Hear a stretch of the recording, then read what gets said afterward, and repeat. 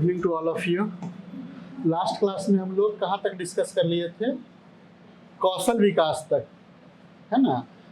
Infrastructure और inclusive growth तक, समावेशी विकास तक। आधारभूत संरचना, मानवीय विकास और समावेशी सामाजिक न्याय और समावेशी विकास, इन सब चीज़ों मतलब जो थर्ड प्रायोरिटीज था या थ्री प्रायोरिटीज तक चर्चा किए थे। जो भी हो बतला दीजिएगा। ये फोर्थ तक कर लिए थे, शायद फोर्थ तक कर लिए थे। मैन्युफैक्चरिंग सेक्टर और सर्विस सेक्टर तक कर लिए थे।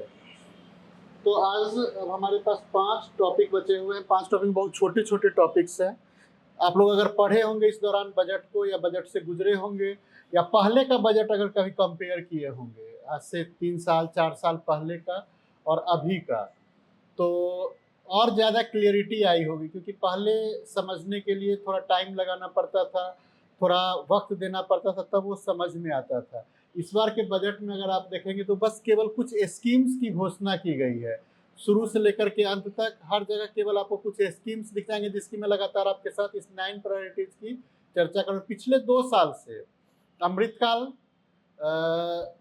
विकसित भारत, जैसे अमृतकाल के साथ सप्तर्षि था, उसी तरह विकसित भारत के साथ 9 प्रायोरिटीज हैं। तो इसी तरह से कुछ प्रायोरिटीज और कुछ मुझे करना है। ये समझिए कि एक तरह से एक फॉर्मेलिटीज पूरा करने की कोशिश। पिछला 2 साल यानी उसके पहले वाले साल में भी देखिएगा, लगातार 3 साल से आपको बहुत आसानी लगेगा कि अरे कुछ तो है नहीं, कुछ स्कीम्स हैं। इस स्कीम्स को केवल हमें जान लेना है कि सरकार ये स्कीम लॉन्च करने जा रही है। 5th प्रायोरिटीज था शहरी विकास, अर्बन डेवलपमेंट। अर्बन डेवलपमेंट को लेकर के अब देखिएगा कि बहुत सारी योजनाएं लगेगा कि अर्बन डेवलपमेंट को लेकर के, लेकिन वो अलग स्कीम्स में रखी गई हैं। आगे हम लोग चर्चा करेंगे नई पीढ़ी के सुधार की, reform of for next generation. वहाँ पर भी देखिएगा कि शहरी क्षेत्र के लिए कुछ प्रोग्राम्स वहाँ पर भी रखे गए हैं, तो वहाँ पर भी हम उसकी चर्चा करेंगे। अगर आप देखेंगे तो शहरी आवास को लेकर के और ग्रामीण आवास को लेकर के दोनों चीज़ों की चर्चा यहाँ पर की गई है। एक पहले ही आपके साथ किए कि पीएम आवास योजना को लास्ट क्लास में आपके साथ चर्चा किए थे। पीएम आवास योजना के लिए आवंटन किया गया। लास्ट ईयर भी 79,000 करोड़ रुपीस का आवंटन किया गया था पीएम आवास योजना के लिए। तो वो हर साल उसके लिए बस केवल आवंटन किया जा रहा है। वो कितना प्रतिफलित हो रहा है वो आज तक उसका आंकड़ा हमारे पास नहीं आया है। और बिहार के लिए आप लगातार देख रहे होंगे, पिछले बजट में, इस बजट में, हर जगह या इसके पहले भी बहुत सारा पैकेजेस, हर सोशल डेवलपमेंट के लिए, बिहार के इंफ्रास्ट्रक्चर डेवलपमेंट के लिए, हर जगह देखते होंगे कि आपको ज़्यादा से ज़्यादा का पैकेज मिल रहा है। और थोड़ा सा नीति आयोग के द्वारा जो सस्टेनेबल डेवलपमेंट गोल्स अचीवमेंट जो जारी किए गए हैं, उसका आंकड़ा जारी किया गया है, वहाँ पर जाकर के आप देखिएगा तो उसके प्रत्येक डायमेंशन में, प्रत्येक गोल में बिहार आपको पिछड़ता हुआ नजर आएगा। बड़ा आश्चर्य लगेगा आपको कि लगातार से जब से वो सूचकांक जारी हो रहा है, बिहार हमेशा से अंतिम पायदान पर बना हुआ है। उससे बाहर निकलने का कोई उपाय ही उसे नहीं सूझ रहा है। चाहे वो वीमेन डेवलपमेंट हो, चाहे वो नो पॉवर्टी इंडेक्स हो, चाहे हंगर इंडेक्स हो, हर जगह बिहार सबसे, चाहे एजुकेशन का इंडेक्स हो, हर जगह बिहार सबसे पीछे है। तो आप हमेशा देखते हैं कि बिहार का जो गवर्नमेंट है वो लगातार, उसके भी हम लोग करेंगे। आपका जब प्री का क्लास खत्म हो जाएगा तो एक बार हम फिर से एक बार वो सस्टेनेबल गोल्ड अचीवमेंट्स पर हम लोग चर्चा करेंगे। वो किस तरीका से उसमें क्या कारण है, क्या फैक्टर्स हैं जिसके कारण बिहार के आर्थिक सर्वे में आप देखिएगा कि खूब बड़ी चढ़ी बातें कही जाएगी कि बिहार सरकार ने ये अचीव कर लिया, बिहार सरकार ने वो अचीव कर लिया। और जब आप केंद्र सरकार के द्वारा ही जारी की गई है, आपकी ही सरकार के द्वारा जारी की गई है वो डाटा, वहां पर जाकर के देखिएगा तो बिल्कुल इनकंसिस्टेंट फिगर दिखेगा।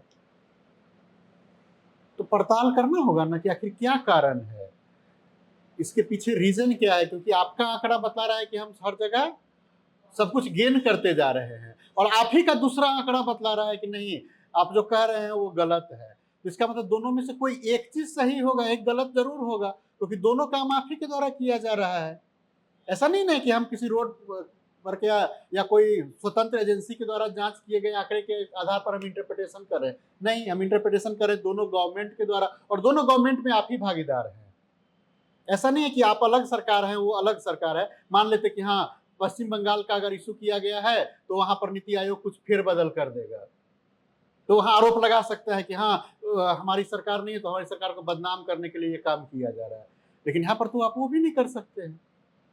तो आप एक बार पढ़ने की कोशिश कीजिएगा। अपने स्तर पर नीति आयोग के साइट पर वो उपलब्ध है, आप वहां से डाउनलोड करके एक बार उस पर नजर केवल दौड़ा लीजिएगा।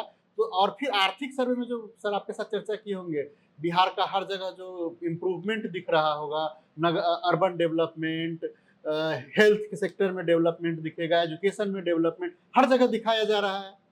पॉवर्टी में देखिएगा कि बिहार सरकार लगातार अच्छा परफॉर्म कर रही है।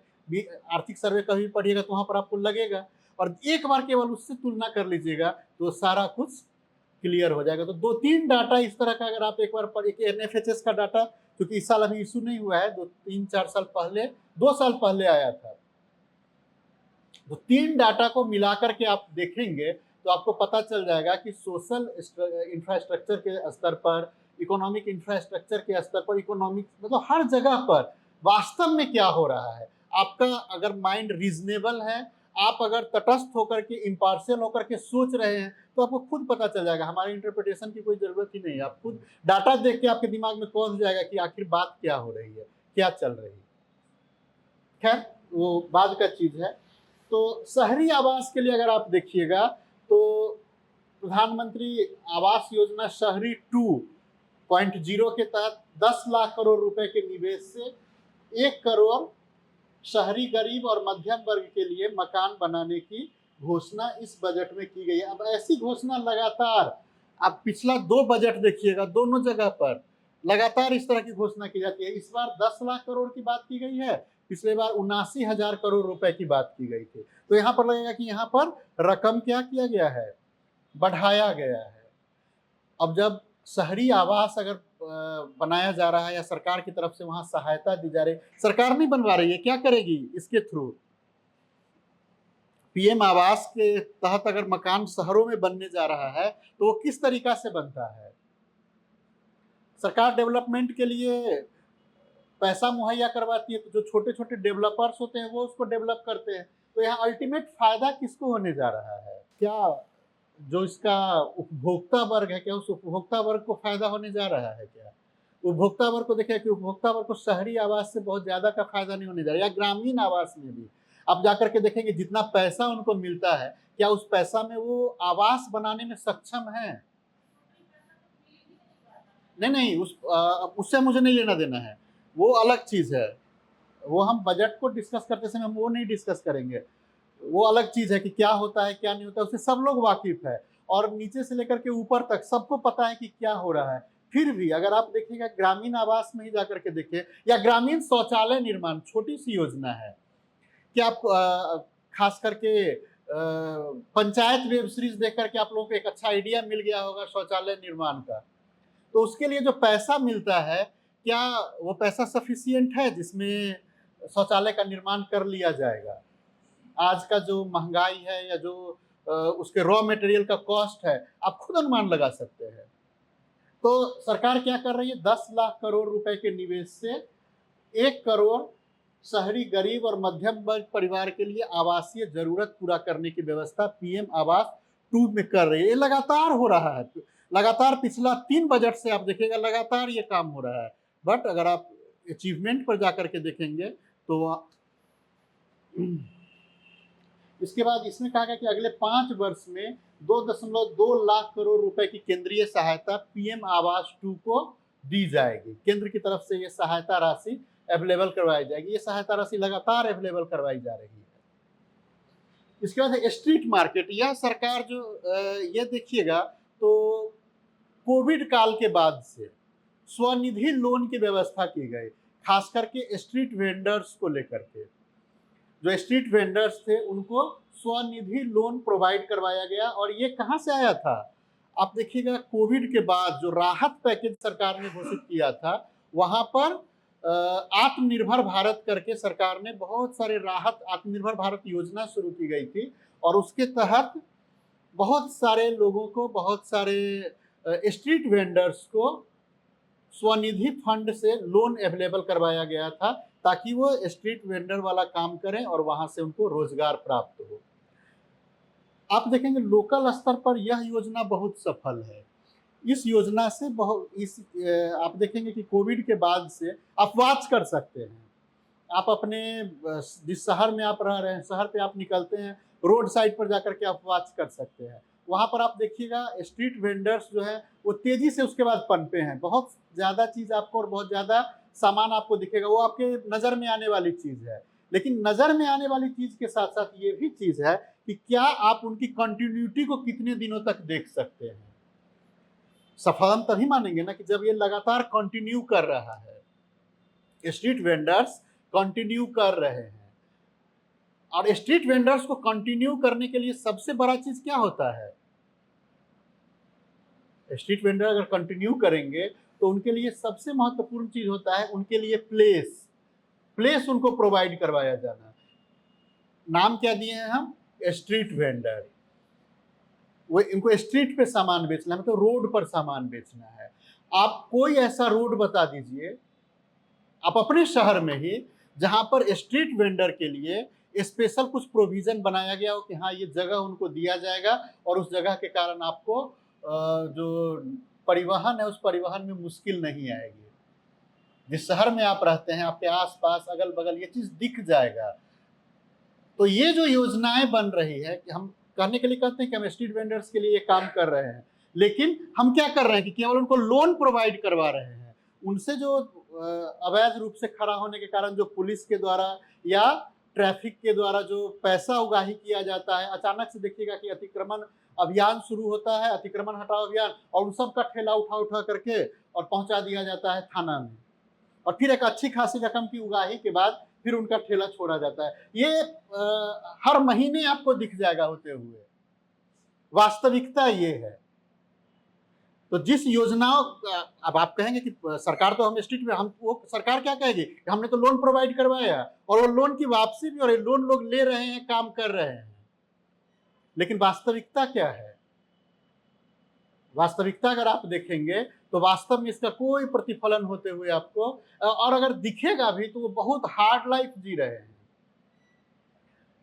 खैर इस पर तो बहुत सारे बात प्रधानमंत्री के द्वारा, हमारे गृह मंत्री के द्वारा बहुत सारी बातें कही गई। अपना जो उनका जो खर्च है उस खर्च को कैसे कम कर सकते हैं, वो नाला वाला वगैरह बहुत सारी बातें कही गई। लेकिन वो सारी बातें जो थी वो सब हवाई बातें थी। क्योंकि इनके लिए जरूरी क्या है? पहले इनको लीगल प्रोटेक्शन देने की जरूरत है। जहां पर वो काम कर रहे हैं, जहां पर वो अपना दुकान लगा रहे हैं या जहां पर वो वेंडिंग का काम कर रहे हैं, तो पहले वेंडिंग जोन बनाए जाने की जरूरत है। वेंडिंग जोन बनाया जाए जहां पर जाकर के वो वेंडिंग कर सके। बिना उसके इस तरह की योजनाएं सफल होंगी ही नहीं। अब इसका आपको कहाँ कहाँ दिखेगा? आप कभी चले जाइएगा पटना में, अगर आप रहते हैं तो कभी चले जाइएगा गंगा ड्राइव पर, जो जहां पर आपको इसका पूरा देखने को मिल जाएगा कि क्या वहाँ चल रहा है, कैसे। अब वहां पर जाइएगा तो देखिएगा कि पूरा बहुत लंबा दूरी में फैला हुआ है। अब वहाँ क्या क्या होता है, मतलब माइन्यूट आप कहीं पर खड़ा होकर के ऑब्जर्व कीजिएगा, 1 घंटा केवल ऑब्जर्व कीजिएगा। तो वेंडर के लिए सबसे जरूरी क्या होता है? ग्राहक का पहुंचना। अब ग्राहक जाएंगे तो वहां पर वो क्या करते हैं? गाड़ी लगा देते हैं। उसके बाद देखिएगा कि गाड़ी लगा देंगे, उस समय तक वहां पर कुछ भी नहीं लिखा हुआ है, और थोड़ा ही देर के बाद एक पुलिस वाला निकलेगा और सबकी गाड़ी का पिक्चर लेते हुए चला जाएगा और वो सब पर जुर्माना करते चला जाएगा। तो क्योंकि ऑनलाइन होता है, वो ऑनलाइन घर पर पहुंच गया। तो ना कोई पार्किंग वहां पर अवेलेबल करवाई गई है। उसके बाद क्या कीजिएगा, देखिएगा कि उन सबसे जितने भी वेंडर्स हैं सबसे उगाही करने का काम किया जाता है। तो जब तक ये सब लीगल प्रोटेक्शन आप उनको नहीं दीजिएगा, केवल क्या योजना बना करके वो लोन लेकर के वो काम कर लेंगे क्या? बहुत होगा तो 1 साल 2 साल, उसके बाद उनका वही सब हाल हो जाता है। तीसरा समस्या यहाँ पर क्या है कि फूड के सेक्टर में आप देखेंगे जो बड़े बड़े फूड कंपनी वाले हैं उनका मोनोपोली है। तो वो लोग सामान्य सा, अगर आप आज से 7-8 साल पहले अगर पटना में कभी आए होंगे और मौर्य लोग के इलाके में गए होंगे, तो वहाँ देखते होंगे कि मौर्य लोग के आसपास बहुत सारा अंदर में ही स्ट्रीट वेंडर्स का बहुत अच्छा हट था और वो बहुत उम्दा खाना खिलाते थे।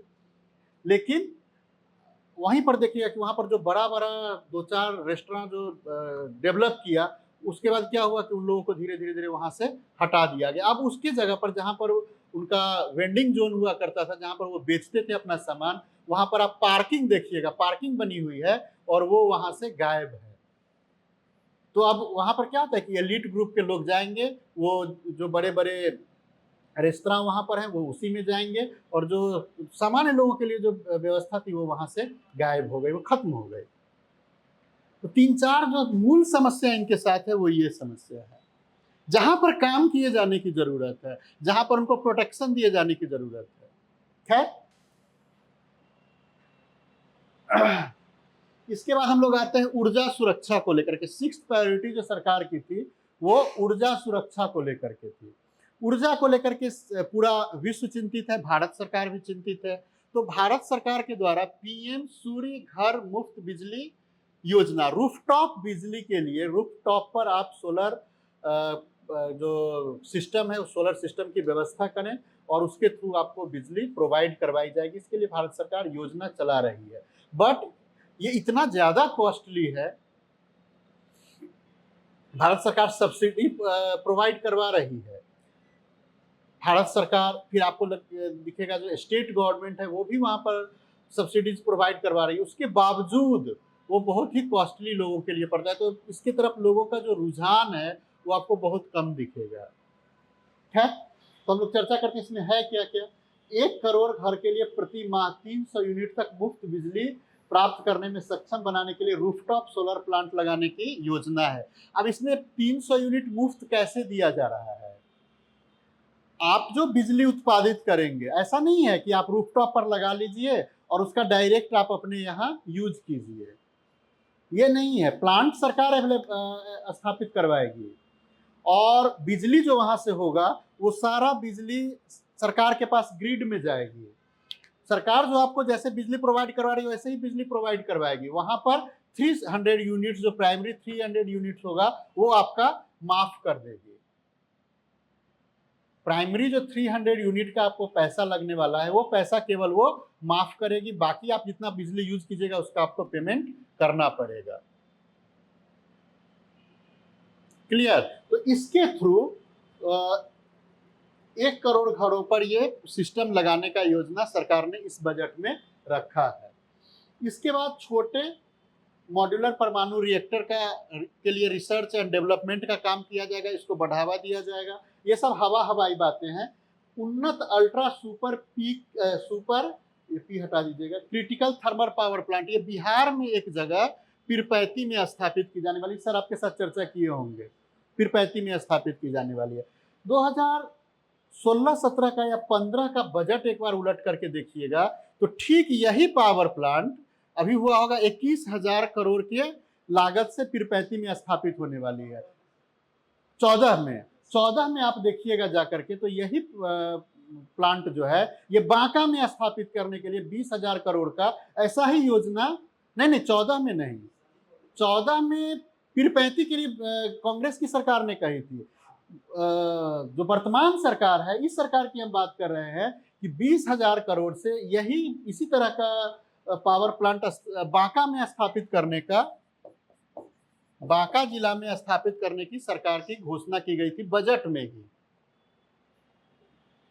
बजट में ही 2016-17, जहां तक मुझे ध्यान में आ रहा है कि 16-17 के बजट में इस बात की घोषणा की गई थी कि बांका में सुपर क्रिटिकल, आपको तो समझ में भी नहीं, उन्नत ultra super critical thermal power plant, याद कर लीजिएगा, पहले बांका में स्थापित करने की योजना थी, उस साल के बजट में आया था। उसके बाद 17 से समझिए कि 7 साल, 24 है, 7 साल बीत गए, उस पर कोई चर्चा नहीं, कुछ भी नहीं, वो जैसे का तैसे वो पड़ा हुआ है।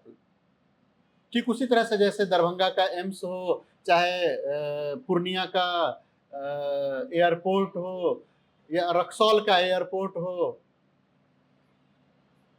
वो उसी तरह से पड़ा हुआ है। फिर सरकार क्या कर रही है कि इस साल अचानक से 2024 में उसको ध्यान में आया कि बिहार से हमें बहुत सारा सपोर्ट मिला है, तो बिहार को कुछ दे दिया जाए। तो उन्होंने कह दिया कि हाँ भाई, बिहार को हम चलो एक दे दिए, पीरपैंती में एक थर्मल पावर प्लांट हम स्थापित करेंगे। अब थर्मल पावर प्लांट ये कब तक पूरा होगा इसकी कोई गारंटी नहीं है। उसी तरह से जैसे बांका वाले की अभी तक कोई गारंटी नहीं, उसका उस जगह पर कुछ भी काम ही नहीं अभी तक हुआ है। और जहां काम हो रहा है वहां पर भी जाकर के देखिएगा, उधर चौसा साइड में भी एक थर्मल पावर प्लांट की स्थापना होने वाली थी, तो वहां एक बहुत बड़ा विवाद उभरा हुआ है।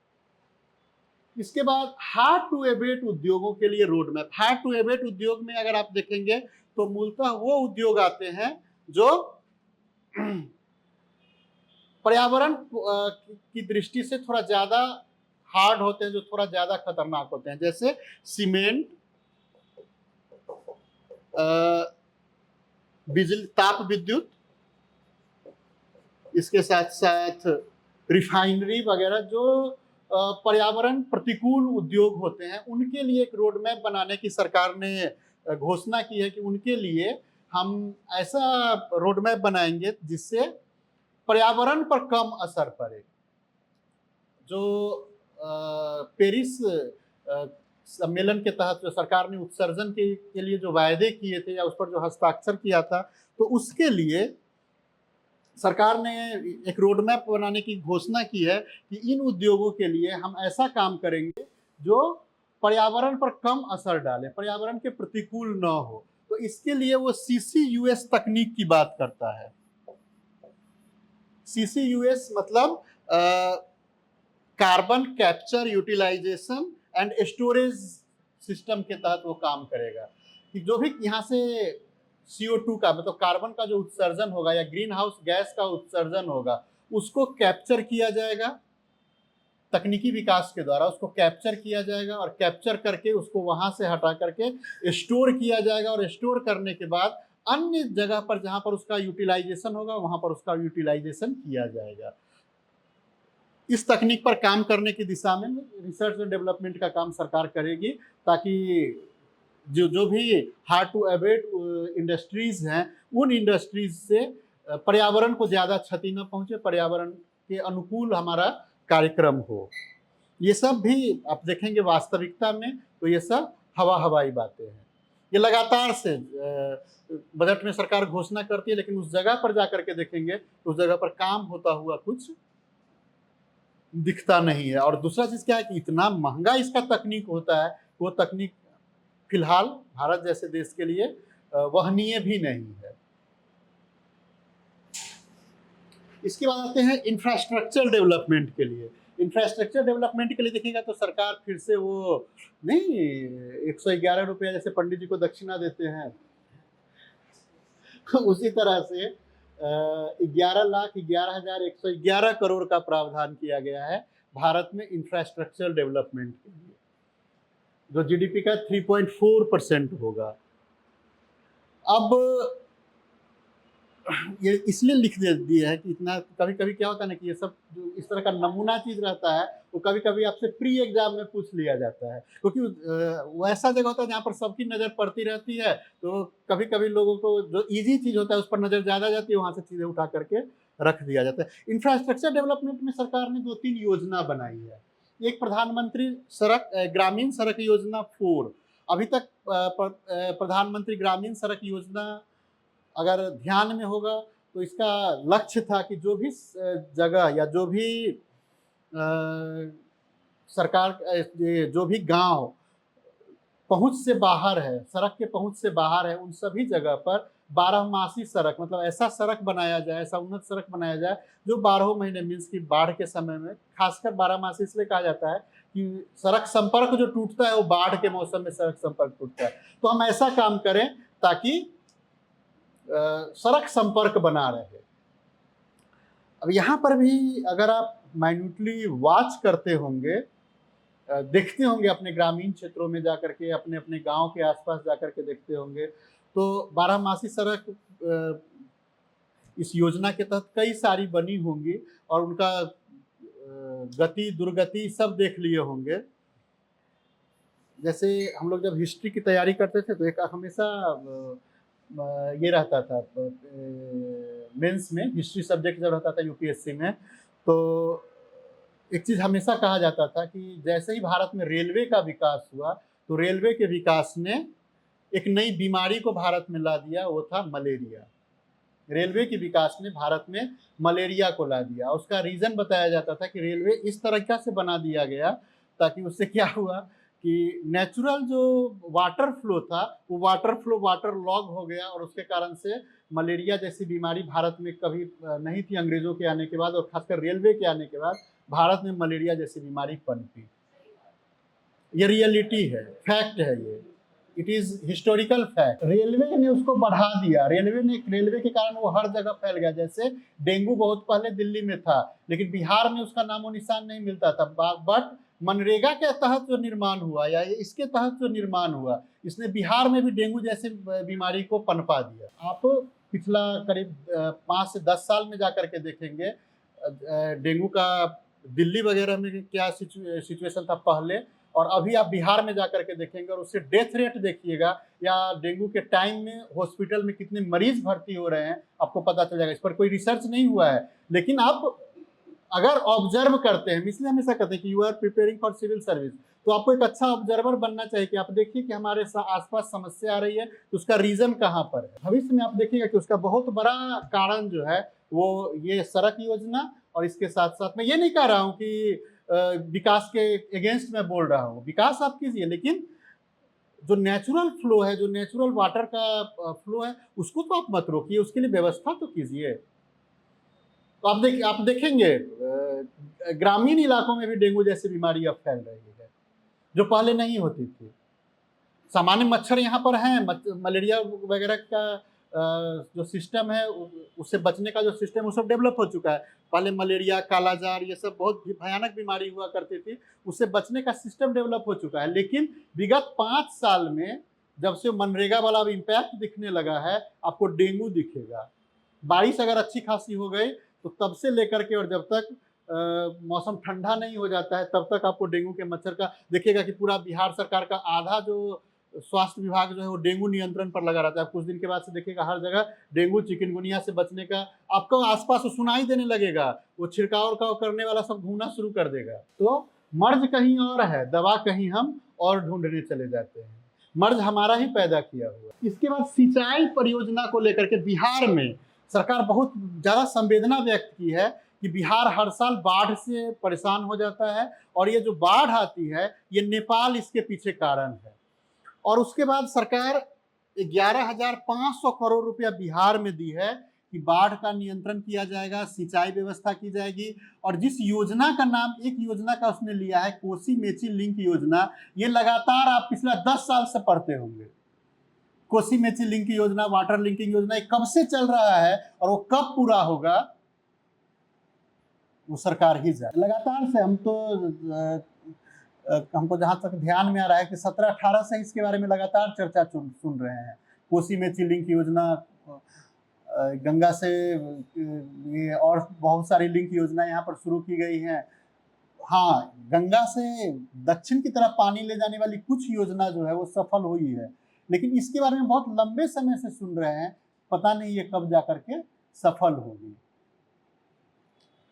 इसके बाद इसके साथ साथ असम, उड़ीसा, हिमाचल प्रदेश और उत्तराखंड, इस 4 राज्यों को लक्षित किया गया है कि ये 4 राज्य जो है ये लगातार वर्षा के कारण, और जैसे हर साल कोई ना कोई एक नया आपदा आ जाता है। पिछले साल हिमाचल प्रदेश में आया था, उससे बहुत पहले उत्तराखंड में आया था, असम में लगातार आते रहता है ब्रह्मपुत्र में बाढ़।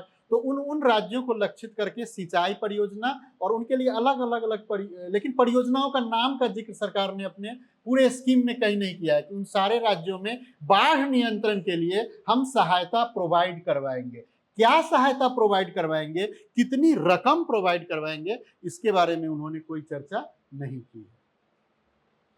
क्लियर? कोई जरूरी नहीं है, कोई जरूरी नहीं कि वो राशि उनको बजट में केवल घोषणा की जाती है। ये सब बातें जो हैं ये सब केवल घोषणा की गई है। राशि जो आवंटित होती हैं वो फिनेंशियल बिल के थ्रू होता है। तो फिनेंशियल बिल में जितनी रकम आवंटित की जाएगी, फिनेंशियल बिल जो पास होगा, वित्त विधेयक जो पास होगा, धन विधेयक जो पास होगा, उसके द्वारा राशि आवंटित की जाती है। राज्यों को जो राशि आवंटित की जाती है वो फिनांस कमीशन के इस पर रिकमेंडेशन पर आवंटित की जाती है। राज्यों को जो ग्रांट आवंटित की जाती है वो फिनांस कमीशन के रिकमेंडेशन पर आवंटित की जाती है।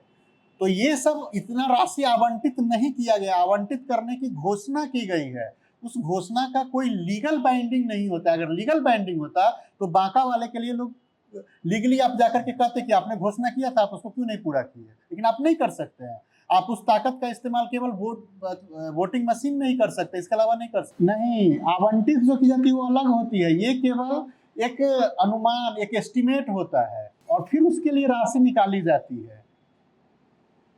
आप जाकर के एक बार वित्त विधेयक, धन विधेयक, फिर जो भी राशि निकलती है वो अनुदान के रूप में निकलती है, फिर उस पर अलग अलग बहस होती है, अलग अलग वोटिंग होती है, उसके द्वारा राशि निकाली जाती है। ये केवल घोषणा मात्र है, ये ध्यान में रखिएगा हमेशा। बजट जो होती है वो एक एनुअल फिनेंशियल स्टेटमेंट होता है, उसका लीगल वैल्यू नहीं होता है। आप उसके लिए लीगली सरकार को नहीं कह सकते कि आपने ये कहा था तो आप ये काम करें। जैसे आप प्रियम्बल के लिए लीगली नहीं ना सरकार को कह सकते हैं, उसी तरह से ये सब चीजें हैं जिसके लिए आप लीगली सरकार को बाइंड नहीं कर सकते हैं, ये सरकार घोषणा करती है। जैसे आप देखे होंगे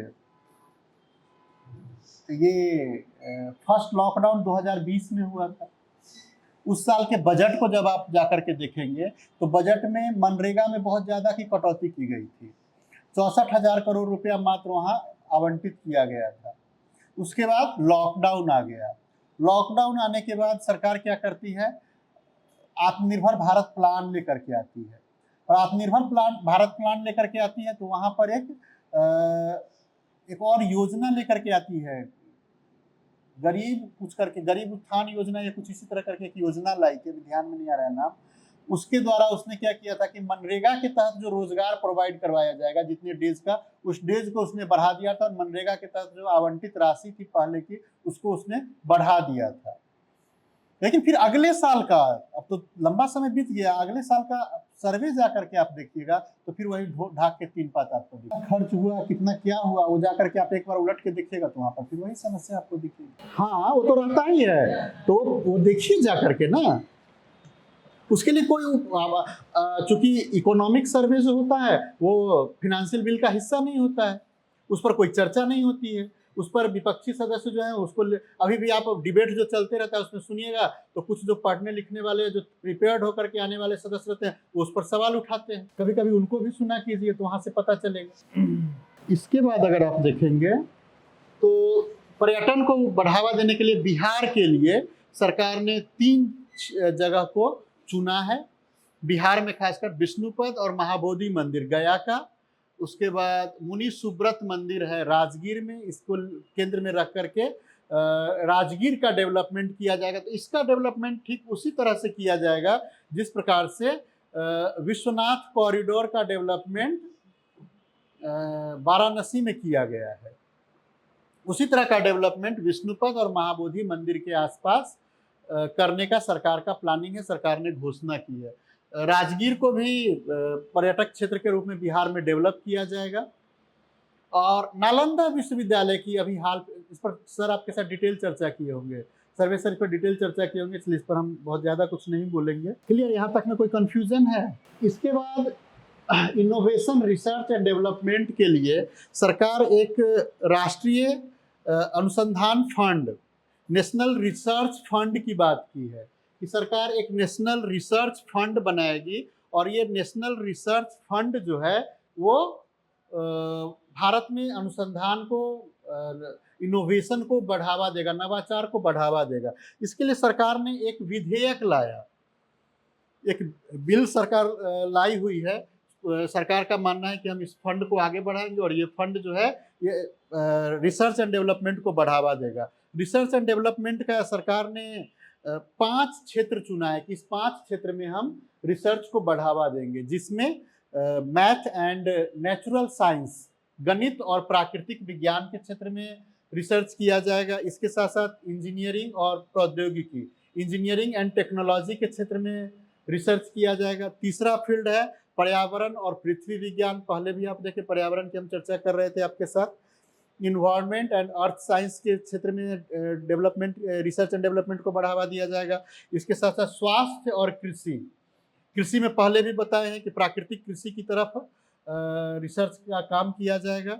उसके बाद मानविकी और सामाजिक विज्ञान, ह्यूमैनिटी एंड सोशल साइंसेज में, इन 5 सेक्टर में रिसर्च एंड डेवलपमेंट को बढ़ावा देने के लिए सरकार एक research and development national research fund बनाएगी और नेशनल रिसर्च बिल के द्वारा इस फंड को सपोर्ट किया जाएगा और इसी के द्वारा अनुसंधान के क्षेत्र में बढ़ावा दिया जाएगा। जो भी यूनिवर्सिटीज, जो भी एजुकेशनल इंस्टीट्यूशन या रिसर्च एंड डेवलपमेंट इंस्टीट्यूशंस इसमें काम करेंगे, सरकार उनको वित्तीय सहायता प्रोवाइड करवाएगी। इंफ्रास्ट्रक्चर डेवलपमेंट का तीसरा जो बिंदु है वो ये है कि रिसर्च एंड डेवलपमेंट पर सरकार काम करेगी इन सेक्टर में। इसके बाद है अंतिम जो सुधार है, मीन्स कि 9th जो प्रायोरिटीज है, नेक्स्ट जनरेशन का सुधार, अगली पीढ़ी का सुधार, reform for of next generation. इसमें सरकार कही है कि हम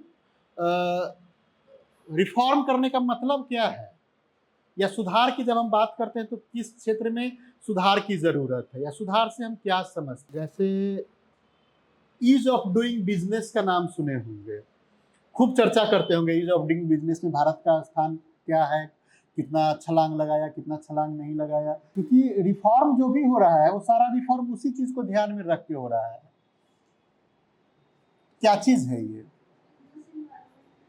बिजनेस इन्वायरमेंट क्रिएट करना, ताकि जो भी इन्वेस्ट यहाँ के मार्केट में कर रहे हैं वो उसका प्रॉपर दोहन कर सके और लगे कि ये जो हमारा जिस काम को हम करने जा रहे हैं वो काम का कोई फ्यूचर नहीं है, तो उसको हम तुरंत चेंज कर सके। तो इसके लिए जरूरी क्या होता है, कहीं भी अगर मार्केट इन्वायरमेंट बनाना है तो किन किन क्षेत्र में काम करने की जरूरत होती है। तो 2 क्षेत्र सरकार ने प्रायोरिटी पर रखा है। उत्पादन कारकों की उत्पादकता में सुधार, जो प्रोडक्शन फैक्टर्स होंगे उनके प्रोडक्टिविटी में रिफॉर्म किया जाएगा, उसको कैसे बढ़ाया जा सकता है। और दूसरा चीज कि बाजार को, मार्केट को कैसे डेवलप किया जाएगा। एक क्या हुआ कि प्रोडक्शन को डेवलप करना, प्रोडक्शन की क्वालिटी, प्रोडक्शन की प्रोडक्टिविटी, इन चीज को डेवलप करना, और दूसरा मार्केट को डेवलप करना। यही 2 चीज है ना जो बिजनेस इन्वायरमेंट को बढ़ावा देगा। अब आता है उत्पादन के कारक क्या क्या होते हैं, प्रोडक्शन के फैक्टर्स क्या क्या होते हैं जिस क्षेत्र में काम करने की जरूरत है। तो कोई भी नया यूनिट लगाने के लिए, और सब कुछ भूल जाइए, केवल एक ध्यान, ज्योग्राफी में पढ़े होंगे, ध्यान में होगा कि कोई नया यूनिट लगाने के लिए हमें किन किन चीजों की जरूरत होती है, और प्रोडक्शन का जो फैक्टर्स है वही फैक्टर्स होगा, तो किन किन चीजों की जरूरत होती है। लैंड के साथ साथ लेबर, कैपिटल, एंटरप्रेन्योरशिप की जरूरत होती है, उद्यमशीलता की जरूरत होती है। उसके बाद रॉ मटेरियल, वो मतलब सेकंड थिंग में आ जाता है कि रॉ मटेरियल उसकी अवेलेबिलिटी क्या है। तो ऐसे में अगर आप देखेंगे, इसके साथ टेक्नोलॉजी, भूमि को लेकर के बहुत ज्यादा समस्या यहाँ पर रहती है, और भूमि को लेकर के जो आप देखेंगे तो सरकार यहाँ पर बहुत अच्छा काम करने जा रही है, लेकिन इसकी चर्चा लगातार पिछला 10 साल से हम लोग सुन रहे हैं। पिछले 10 साल से लगातार चर्चा की जाती है कि ULPIN की सुविधा अवेलेबल करवाई जाएगी, मीन्स कि यूनिफाइड लैंड ये पर्सनल आइडेंटिफिकेशन नंबर, जो आधार आपका होता है, UPI आधार वही है ना, unique identification, unique personal identification, UPI कुछ ऐसे ही है। उसी तरह से प्रत्येक लैंड का एक ULPIN, unique land personal index number या information number, identification number provide आप करवाया जाएगा। और जिस प्रकार से आपका आधार कार्ड होता है उसी तरह प्रत्येक लैंड का एक कार्ड डेवलप किया जाएगा, डिजिटली इसको डेवलप किया जाएगा, और इसका डाटा जो है ये सरकार के पास भी और आपके पास भी, सबके मतलब जो भी किसान होंगे उनके पास होगा। दूसरा चीज़ इसमें रखा गया है कि जितने भी मैप हैं, जो भी कैडेस्ट्रल मैप हैं, उन सारे मैप को डिजिटल फॉर्म में डेवलप किया जाएगा, ताकि अगर किसी ज़मीन की पहचान हो रही है इससे, तो वो ज़मीन का सिचुएशन कहाँ है, इसके बारे में हमें पता चल जाए। तीसरा चीज़ देखिएगा कि उसका ऑनरशिप। आप देखेंगे सबसे ज़्यादा विवाद अगर कहीं पर है, तो वो विवाद इसी जगह पर है, स्वामित्व को लेकर के, ऑनरशिप को लेकर के। क्यों? क्योंकि हमारा जो सर्वे हुआ या हर जगह का, चाहे जहाँ पर परमानेंट सेटलमेंट रहा हो, जहाँ पर रैयतवाड़ी सेटलमेंट रहा हो, कहीं पर भी लैंड का जो बाइफर्केशन हुआ या एक 2-3 पीढ़ी गुजरने के बाद, जैसे एक बार सर्वे हुआ बिहार को अगर आप लेकर के चलेंगे, तो बिहार में एक बार कैडेस्ट्रल सर्वे हुआ कॉर्नवालिस के समय में।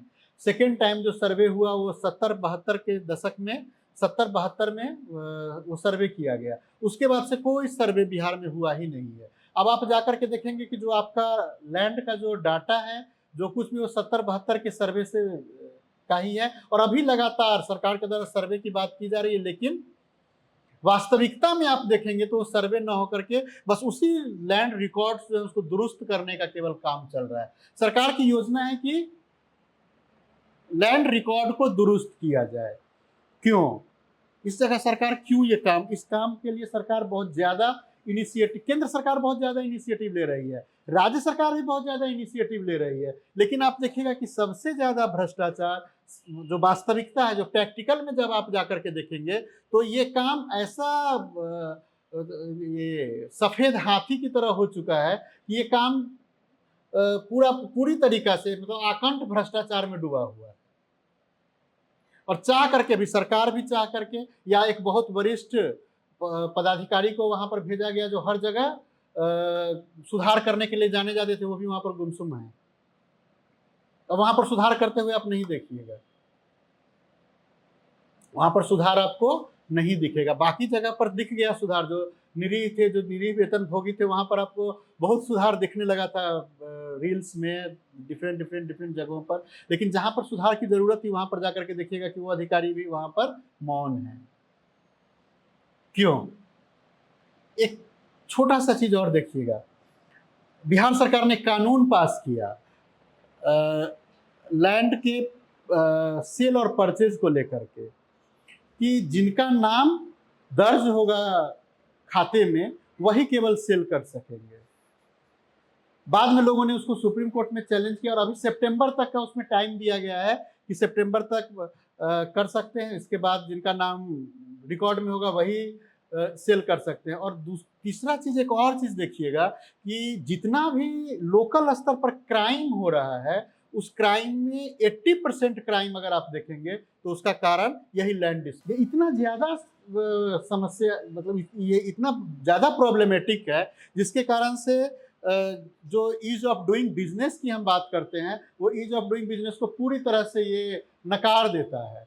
क्यों? क्योंकि जैसे ही लैंड के सेल करने की बात आती है, वहाँ पर बहुत सारे दावेदार पैदा हो जाते हैं, और उसके बाद वो एक बड़ा लंबा चौड़ा मुकदमा में उलझ जाता है, जिस मुकदमे का जो निर्णय होता है, वो निर्णय होते होते 25 से 30 साल लग जाते हैं। तो ये बहुत ही प्रॉब्लमेटिक जोन है जहां पर सरकार काम करे, लेकिन पता नहीं ये काम कहां तक सफल होगा। ये काम सफल हो जाती है, बेहतर तरीका से हो जाता है, तो मैक्सिमम डिस्प्यूट समाप्त हो जाएंगे। लेकिन देखिए क्या होता है यहाँ पर, सरकार का दूसरा चीज क्या है कि भू रजिस्ट्री की स्थापना की जाएगी, लैंड रजिस्ट्री की एक स्थापना की जाएगी, और इसको किसानों से लिंक किया जाएगा, ताकि जो पहले कृषि योजना में हम देख रहे थे कि डायरेक्ट किसान को जो बेनिफिट सरकार प्रोवाइड करवाना चाहती थी, वो प्रोवाइड करवाना, या जो भी किसान योजना के तहत किसान सम्मान निधि का जो डिस्ट्रीब्यूशन किया जाता है, तो उसके जो वास्तविक उपभोक्ता है वहां तक वो पहुंच जाए, उन सब जगहों पर इससे मदद मिलेगी। इसके साथ साथ इससे जो बड़े बड़े कॉरपोरेट्स हैं उनको ज़्यादा फायदा होगा। ज़्यादा फायदा क्या होगा कि उनके पास ऑलरेडी एक डिजिटल प्लेटफॉर्म पर डाटा अवेलेबल होगा, और वो जान सकेंगे कि हमें अपना यूनिट स्थापित करने के लिए कौन सा जगह हमारे लिए सूटेबल है, जहां पर वो अपना यूनिट स्थापित कर सकते हैं। और इसके लिए उन्हें जो पदाधिकारियों के बीच और उनके जो लाल फीताशाही में, रेड टैपिज्म में जो फंसते हैं, उसके बनिस्बत सीधे किसानों के साथ अपना कॉन्ट्रैक्ट करके या लीज करके या किसी भी तरीका से कोई भी प्लेटफॉर्म का इस्तेमाल करके वो उस जमीन का यूज कर सकते हैं। एक ये बहुत बड़ा बेनिफिट होगा। तो ये वास्तव में ईज ऑफ डूइंग बिजनेस के लिए एक अच्छा पहल सरकार का है, लेकिन ये सफलतापूर्वक हो जाए तब। इसके बाद शहर में भी मैपिंग का और शहर का जो भी संपत्ति है, जो भी आवासीय संपत्ति है, उन सब का डिजिटलाइजेशन करने की सरकार कोशिश कर रही है, उसके लिए भी काम कर रही है। उसको भी इंफॉर्मेशन टेक्नोलॉजी के माध्यम से एक प्लेटफॉर्म पर रखने का, और उसके थ्रू जो लोकल बॉडीज को टैक्स मिलेंगे, लोकल बॉडीज का जो वित्तीय स्थिति में सुधार होगी, इसके लिए ये बात कही गई है। आप फिनांस कमीशन की रिपोर्ट्स को देखेंगे, फिनांस कमीशन में की रिपोर्ट्स लास्ट जो था उसमें आप देखेंगे कि सरकार के ऊपर वो लाइबिलिटीज डाली हुई है कि सरकार को चाहिए, जो भी सरकार लोकल बॉडीज को ज़्यादा से ज़्यादा फैसिलिटी ग्रांट करेंगे, उन्हीं के आधार पर हम लोकल बॉडीज के लिए जो ग्रांट उनको मिलता है उसकी रकम को बढ़ावा देंगे। तो वहाँ पर आप देखिएगा कि इलेक्शन, इसके साथ साथ finance commission, state finance commission के थ्रू उनका जो वित्तीय प्रवाह है वो बढ़ना चाहिए। तो इस दिशा में सरकार के द्वारा ये एक अच्छा कदम यह भी है कि अर्बन एरिया में जो लैंड है उसका या लैंड रिकॉर्ड्स है उसका डिजिटलाइजेशन करे और उस पर भी वो नज़र बनाए रखे, ताकि जो लोकल बॉडीज़ हैं, अर्बन लोकल बॉडीज़ हैं, उनको सही समय पर उनका जो फिनेंशियल जो इनकम है वो इनकम सुनिश्चित हो सके। तो हाउस टैक्स वगैरह जो सरकार के द्वारा लिया जाता है, या फिर कूड़ा हटाने के लिए जो भी सुविधा वो प्रोवाइड करवा रही है, उस सुविधा के लिए जो टैक्स लेती है वो टैक्स उसको सही समय पर सही तरीका से मिल सके। इसके अलावा लेबर रिफॉर्म, तो लेबर रिफॉर्म की दिशा में कल सर आपके साथ कुछ चर्चा किए होंगे। लेबर रिफॉर्म पर दो तरीका से यहाँ पर काम किया जा रहा है। एक काम किया जा रहा है कुछ पोर्टल, कुछ प्लेटफॉर्म निर्मित करके वर्कर्स को जो बेनिफिट्स हैं वो बेनिफिट्स इजीली प्रोवाइड किए जाए। दूसरा काम किया गया है कि जितने भी लेबर से जुड़े हुए कानून थे उन कानूनों को समेकित करने का काम किया गया है। तो लेबर पर जो कानून को समेकित करने का काम किया गया है ये मैं आपके साथ ट्यूसडे को डिस्कस करूंगा। ट्यूसडे को टोटल लेबर रिफॉर्म में 4 कोड बनाया गया है। उस 4 कोड में करीब 40 अधिनियम थे। उन 40 अधिनियम को एकजुट करके एक जगह पर 4 अधिनियम में समेकित करने का, यूनिफाइड करने का काम किया गया है। तो वो मैं आपके साथ ट्यूसडे के दिन डिस्कस करूंगा। यहाँ पर अगर आप देखेंगे तो 2 पोर्टल के द्वारा ये लेबर को जो बेनिफिट्स हैं वो प्रोवाइड करवाने की कोशिश की गई है। एक है श्रम सुविधा पोर्टल, इसके द्वारा लेबर को प्रोटेक्शन देने वाले जितने कानून हैं, जो प्रोटेक्शन उन्हें हासिल है, उन सारे प्रोटेक्शन का और उसका इम्प्लीमेंटेशन कैसे होगा। जैसे कानून बना करके तो प्रोटेक्शन प्रोवाइड करवा दिया गया कि किसी भी फैक्ट्री में इतने मजदूर होंगे, उसका इतने समय पर निरीक्षण होगा, ये सारा प्रोविजन बना दिया गया। अब वास्तव में इंस्पेक्टर जो है वो कंपनी का विजिट कर रहे हैं या नहीं कर रहे हैं, तो इससे संबंधित सूचना मीन्स कि उसका कानून क्या है, उस कानून के इम्प्लीमेंटेशन में सरकार के द्वारा क्या कदम उठाए जा रहे हैं और इसके साथ साथ उसके इम्प्लीमेंटेशन को कहाँ तक लागू किया गया है, ये सारी सूचना श्रम सुविधा पोर्टल पर अवेलेबल करवाई जाएगी। और दूसरा पोर्टल जो है वो समाधान पोर्टल है। समाधान पोर्टल के थ्रू किसी प्रकार का अगर डिस्प्यूट होता है, किसी प्रकार का इंडस्ट्रियल डिस्प्यूट मजदूरों और उसके नियोक्ताओं के बीच में होता है, तो उस दशा में उस डिस्प्यूट का क्या पोजीशन है, उस डिस्प्यूट के निराकरण में क्या समस्याएं आ रही है या कैसे उसका निराकरण हो रहा है, ये सारा कुछ समाधान पोर्टल पर उन्हें अवेलेबल होगा। तो ये 2 जो प्रॉब्लमेटिक जोन थे वर्कर्स के लिए, उसको दूर करने की कोशिश की गई है। अब आप देखेंगे कि अभी के समय में लगातार अनऑर्गेनाइज सेक्टर के वर्कर्स की संख्या बढ़ती चली जा रही है, जिनके लिए सबसे ज़्यादा ज़रूरत किन किन चीज़ों की होती है। एक तो कि प्रोटेक्शन वाले कानून की ज़रूरत होती है और दूसरा होता है उन्हें सोशल सिक्योरिटीज़ प्रोवाइड करवाने की। सोशल सिक्योरिटीज का मीनिंग क्या हुआ कि जब वो काम के दौरान किसी भी कारण से किसी भी कंटिजेंसी का सामना कर लेते हैं, किसी प्रकार की आकस्मिकता उनके लाइफ में आती है, अचानक से एक्सीडेंट हो गया, पैर हाथ टूट गया, किसी प्रकार का डिसेबलमेंट हो गया, तो वैसी परिस्थिति में उनका लाइफ कैसे चलेगा, उनको क्या क्या सोशल सिक्योरिटीज प्रोवाइड करवाई गई कि मैक्सिमम सोशल सिक्योरिटीज जो है वो ऑर्गेनाइज सेक्टर के लिए है। तो वहां पर उनके लिए क्या क्या प्रोविजन प्रोवाइड करवाया गया है, उनके लिए क्या क्या बेनिफिट अवेलेबल करवाए गए हैं। जैसे आप देखेंगे ओला का यूज करते होंगे आप, है ना। ओला का जो ड्राइवर है वह भी तो एक वर्कर है, या ओला उबर जो भी कंपनी जो भी सेवा आप या जोमेटो के या स्विगी के जो डिलीवरी बॉय है, अमेजोन के जो डिलीवरी बॉय है, वो भी तो वर्कर है। उस वर्कर्स को क्या प्रोटेक्शन हासिल है और उस वर्कर्स को कैसे प्रोटेक्शन हासिल होगा। हमारा लक्ष्य वही होगा ना कि हम जिस प्रकार से अर्थव्यवस्था को विस्तृत कर रहे हैं या जिस प्रकार से ईज ऑफ डूइंग बिजनेस की हम बात कर रहे हैं, तो हम देखेंगे ना कि हमारे वर्कर्स को क्या क्या सिक्योरिटी अवेलेबल। ऐसा नहीं कि सारा सिक्योरिटी जो है वो हम जो यूनिट लगाने वाले हैं उन्हीं को प्रोवाइड करवा दें, उसमें काम करने वालों के लिए भी तो सिक्योरिटी के बारे में सोचना है। वहां सरकार क्या सोच रही है, वहां सरकार क्या काम कर रही है। तो ये सारा चीज लेबर लॉ रिफॉर्म की जब हम चर्चा करेंगे आपके साथ, जो 4 कोड बनाई गई है सरकार के द्वारा, वेज कोड, उसके बाद इंडस्ट्रियल रिलेशन कोड, उसके बाद एक और कौन सा है, वेज, इंडस्ट्रियल रिलेशन, तीसरा है ऑक्यूपेशन, उसका ऑक्यूपेशन एंड सेफ्टी कोड करके है, और एक और कोड है, अभी नाम ध्यान में नहीं आ रहा है। तो हम लोग चारों कोड की चर्चा ट्यूसडे के दिन आपके साथ करेंगे। इसके बाद अगर देखेंगे तो कैपिटल और एंटरप्रेन्योरशिप को बढ़ावा देने के लिए सरकार कुछ काम करने जा रही है, जिसमें वित्तीय क्षेत्र के लिए उसने कहा है कि अगले 5 वर्षों तक अगले 5 वर्षों में सरकार कार्यसूची को का निर्धारण करेगा।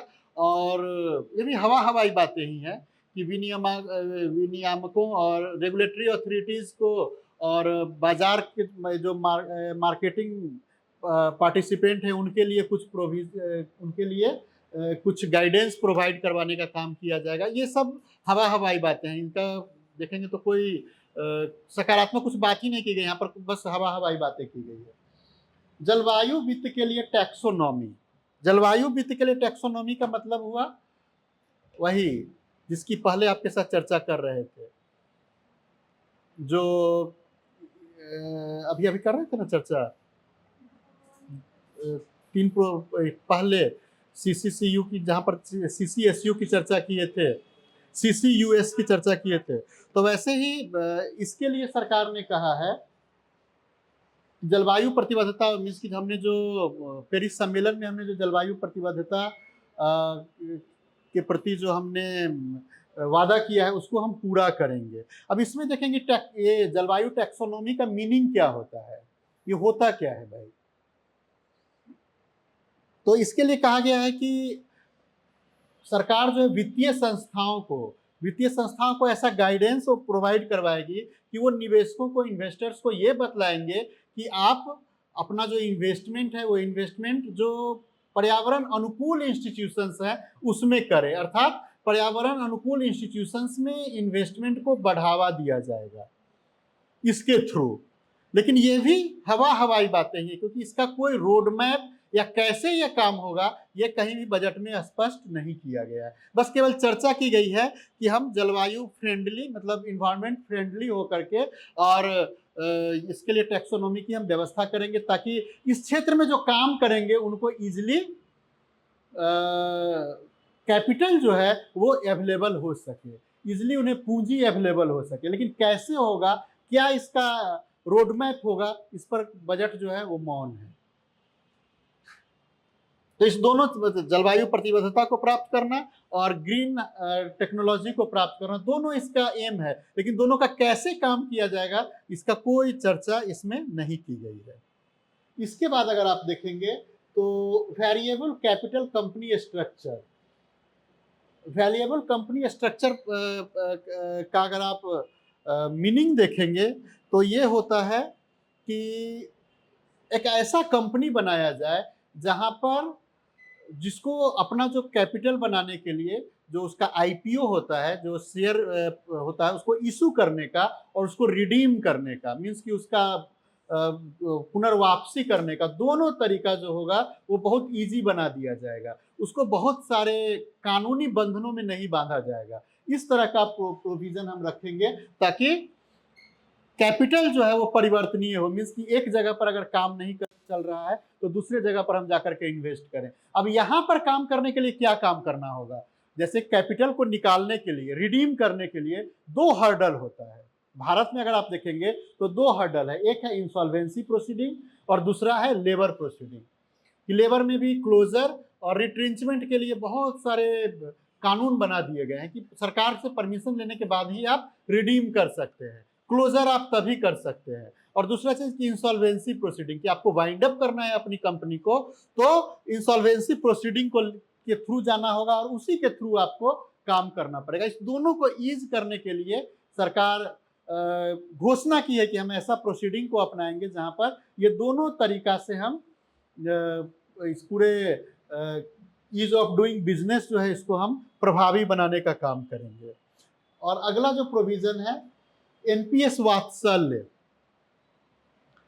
यह प्रोविजन अगर देखेंगे तो यह सरकार का एक प्रोविजन कैपिटल फॉर्मेशन के लिए है। वास्तव में अगर देखिएगा तो ये प्रोविजन कैपिटल फॉर्मेशन के लिए, जहां पर कहा गया है कि जो भी गार्जियन है, जो भी माता पिता हैं, अपने छोटे बच्चों के लिए चूंकि सेविंग्स को कर सकते हैं, उनके नाम पर एनपीएस जो नेशनल पेंशन स्कीम का खाता है वो खाता खुलवा सकते हैं और वो मैच्योरिटी होने पर वो उसमें से पैसा निकाल सकते हैं। तो यहाँ पर अल्टीमेट एम सरकार का है कि लोगों के माइंडसेट को देखते हुए लोग फ्यूचरिस्टिक होकर के सोचते हैं, तो फ्यूचरिस्टिक होकर के सोचते हैं तो अपने बच्चों के लिए जो सेविंग्स वगैरह करते हैं तो उसके लिए एक अलग से स्कीम है कि उस स्कीम का हम कैपिटल के रूप में मार्केट में यूज कर सके। तो इसके लिए सरकार ने एक एनपीएस वात्सल्य योजना शुरू की है। इसके बाद एक जन विश्वास विधेयक, ईज ऑफ डूइंग बिजनेस के लिए सरकार ने जन विश्वास विधेयक पिछली सरकार ने लाया था, उसी की चर्चा इस बजट में भी की गई है कि हम जन विश्वास विधेयक को लाएंगे। जन विश्वास विधेयक के अंतर्गत आप देखेंगे तो एग्रीकल्चर, इन्वायरमेंट, मेडिसिन, इन सब जगहों पर इन सब चीज़ों का इक्विपमेंट लगाने को लेकर के और इन सब चीज़ों पर अपना जो भी यूनिट लगाया गया है उस यूनिट को कैसे क्लोज किया जाएगा, इसको लेकर के इस अधिनियम में चर्चा की गई थी कि इसमें बहुत ज़्यादा बंधनों में लोगों को नहीं बांधा जाएगा या जो भी यूनिट लगा रहे हैं उनको ज़्यादा समस्या का सामना नहीं करना पड़े। लेकिन ये सब पेंडिंग है अभी, क्योंकि ये विधेयक है, अभी तक एक्ट या पारित होने का काम नहीं हुआ है। तो फिर एक नए सिरा से, क्योंकि सरकार तो अब तो नया लोकसभा है तो नई तरीका से फिर से इस विधेयक को लाना पड़ेगा और फिर से सरकार इसको पारित करेगी। तो यही सब कुछ 9 प्रायोरिटीज विकसित भारत 2047 के लिए सरकार ने अपनी तरफ से इस बजट में इन्हीं सब प्रायोरिटीज की घोषणा सरकार ने की है। अब आप देखेंगे कि बजट से आपकी क्या आकांक्षा होती है। जब कभी भी बजट की हम बात करते हैं और बजट से सामान्यतः आप जो समझते हैं, सामान्य रूप से क्या समझते हैं बजट से, क्या होता है ये? जैसे आप सभी जो है लगभग जितने भी यहाँ पर हैं, घर से दूर कहीं घर होगा, घर से बाहर आकर के यहाँ पर रह रहे हैं, तो आप एक एस्टिमेट बनाते होंगे कि हमारा 1 साल भर का या 1 महीने भर का जो पैसा आपको मिलता होगा वो 1 महीने भर का हमारा क्या खर्चा होगा, है ना। उसी का एक एस्टिमेट बनाते हैं और वो एस्टिमेट अपने घर में देते होंगे और घर के लोग आपको उसी के अनुसार, उनको लगता होगा कि हाँ ये वहनीय खर्चा है, इसके लिए इतना लगेगा, इतना आपको प्रोवाइड करवाया जाता है। वही चीज़ यहाँ पर भी हुआ है। बस केवल यही समझना है आपको बजट क्या है। तो बस आपने जो एक एस्टिमेट बनाया कि हम ये काम प्रायोरिटीज़ में हमने रखा है कि हम इस काम को करेंगे। अब इसको हम फर्स्ट क्लास में आपके साथ चर्चा करें थे अमृत भारत और अमृत भारत से विकसित भारत तक में। आप देखेंगे कि यहाँ पर कुछ भी नया आपको नहीं दिखेगा। ये सारी बातें आपको अमृत भारत वाले में भी मिल जाएंगे। वहां पर भी आपको हर हर योजना के लिए या हर घोषणा के लिए मिलेगा कि अगले 3 वर्ष में हम उसको पूरा करने जा रहे हैं। वही चीज यहाँ पर भी आपको मिल जाएगा कि हम अगले 3 वर्ष में ये काम करने जा रहे हैं। इसके अलावा यहाँ पर कुछ भी नया लगेगा कि हाँ ये कुछ नया चीज है जो कुछ होना चाहिए, वैसा आपको कुछ नहीं मिलेगा। क्लियर? और कुछ यहाँ पर आपका प्रश्न हो, कुछ कंफ्यूजन हो तो आप बोलिए। हमने जो सरकार का बजट भाषण था उसके थ्रू जितने स्कीम्स थे उन सारे स्कीम की चर्चा की बस। और एक चीज और ध्यान में रखिएगा कि पूरा बजट भाषण केवल स्कीम की ही घोषणा थी, और स्कीम से इतर जो बातें थी वो राजकोषीय बातें थी और टैक्स को लेकर के बातें थी, तो उसकी चर्चा सर आपके साथ कर चुके होंगे, तो उन सब पर मैं चर्चा आपके साथ नहीं करूंगा। मैंने केवल स्कीम्स की बातें कर दी है। यहाँ तक में कोई कंफ्यूजन हो, कोई प्रश्न हो तो आप बोल सकते हैं। कल आप लोग का ज्योग्राफी का क्लास रहेगा। ज्योग्राफी में कितने टॉपिक बचे हुए हैं? तुम नहीं करती? कौन कौन लोग करते थे ज्योग्राफी वाला क्लास? कौन कौन सा टॉपिक बचा हुआ है उसमें? बिहार में कितना टॉपिक बचा हुआ है? और क्या क्या बचा हुआ है? अब कितने टॉपिक बचे हुए हैं? नहीं कितना, तो वही तुम जानना चाहते कितना बचा हुआ है, क्या क्या चीज बचा हुआ है? भारत और विश्व भूगोल जो है ना वो मेंस का सब्जेक्ट नहीं है, बिहार का भूगोल ही मेंस का सब्जेक्ट है। बिहार का मेंस के क्लास में है, प्री के क्लास में नहीं है। तो मेंस के क्लास के अनुसार जो आपका सिलेबस है उसमें क्या क्या बचा हुआ है वो बतलाइएगा हमको। विश्व भूगोल और भारत का भूगोल बिहार यहाँ पर आपका सब्जेक्ट नहीं है। जो ऑनलाइन होंगे वो भी बतलाएं कौन कौन सा टॉपिक बचा हुआ है। 2-3 टॉपिक बचा हुआ है, बतला दीजिएगा, मुझे इन्फॉर्म कर दीजिएगा। बिहार का रिवर और आगे क्या क्या टॉपिक है? एग्रीकल्चर हो गया है, मतलब सॉइल के बाद में एग्रीकल्चर हुआ होगा कि पहले एग्रीकल्चर? साथ में बोलो, सॉइल, एग्रीकल्चर, रिवर, ये सब तो साथ में ही चलेगा। इंडस्ट्री एक होगा जो अलग से चलेगा, जो वो हो गया है, इंडस्ट्री चल रहा है। और क्या बचा हुआ है फिर उसमें? तुमको लगता है 1-2 क्लास बचा होगा मैक्सिमम। तो कल आपका ज्योग्राफी का क्लास रहेगा।